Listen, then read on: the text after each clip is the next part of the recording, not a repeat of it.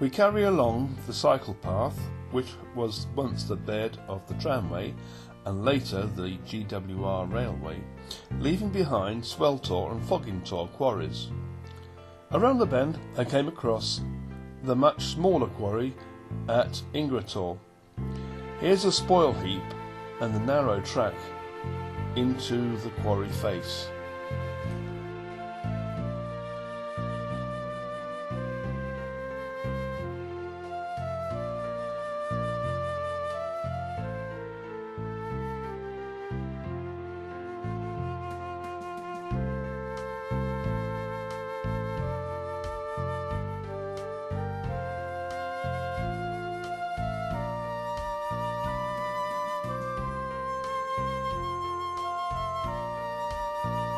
The passengers on the train would have been treated to this beautiful vista of the Walkham Valley, stretching from Vixen Tor right around to Walkhampton.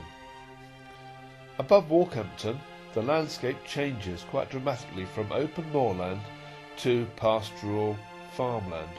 From here, the progress becomes very muddy.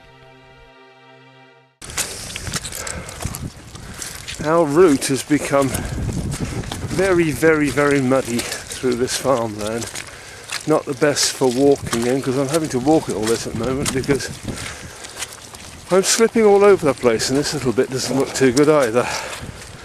Conveniently, Sustrans has, I presume it's Sustrans, has put in a footbridge for us, pretty much in keeping with the railway bridge that probably might have been there before, with all the metalwork arching over the top. Certainly this is the model that they're using for spanning old posts. And we're crossing over the, well, there we are, rebuilt 2015, and this crosses over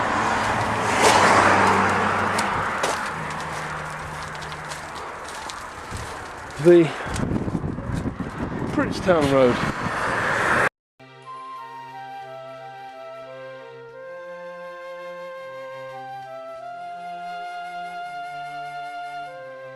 Just come through that gate, and all sense of any kind of railway has gone.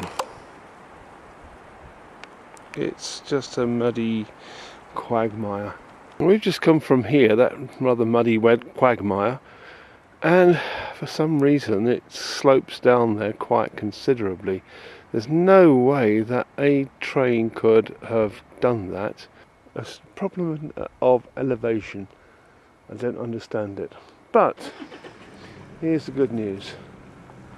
Look over there, Sheep's Tor, and we have actually reached Burrator.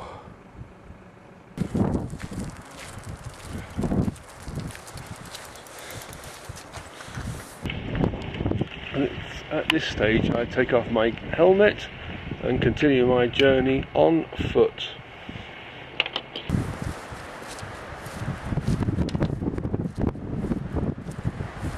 We have left the open moorland and entered a wooded valley, and left the track to view Burrator Reservoir.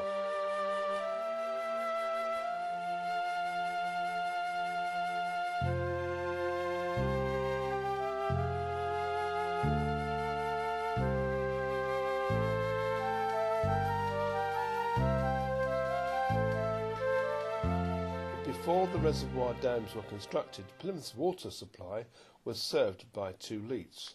The first leat we encountered is Devonport Leat, which was the second to be constructed. You may recall that we saw Devonport Leat near Tyrwhitt's house, Tor Royal, near Princetown. In the 1700s, Plymouth Dock began to spring up rapidly, outgrowing Plymouth Town. The demand for the fresh water was reflected in the rapid population growth. Plymouth already had a water supply from Plymouth Leat, which was commissioned 200 years earlier. The townspeople of Plymouth were not happy in allowing the growing new town to share their water. Their requests were turned down because it was felt that there was only just enough water for Plymouth's population. In fact, illegal drawing of water did occur. An Act of Parliament was sought to build a new leat, and building began in 1792, taking the water from the other side of Princetown, from the West Dart and a couple of other brooks.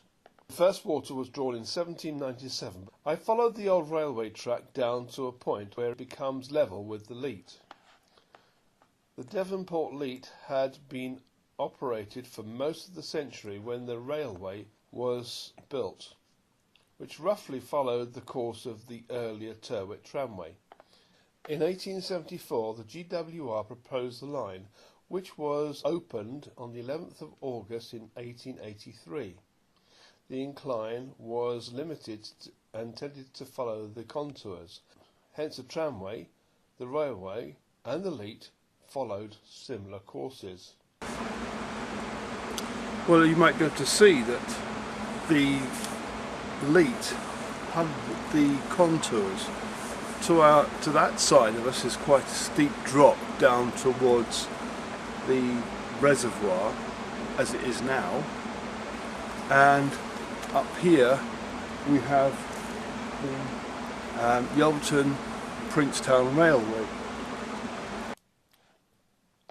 When the dam was built in the 1880s, the work of the Leat was over.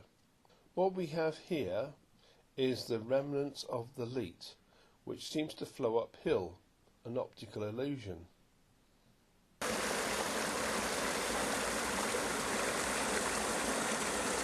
Remnants of the Leat continue, but not the water. Water was diverted into the reservoir through the pipes, which gushes out like a waterfall and is channeled into the reservoir.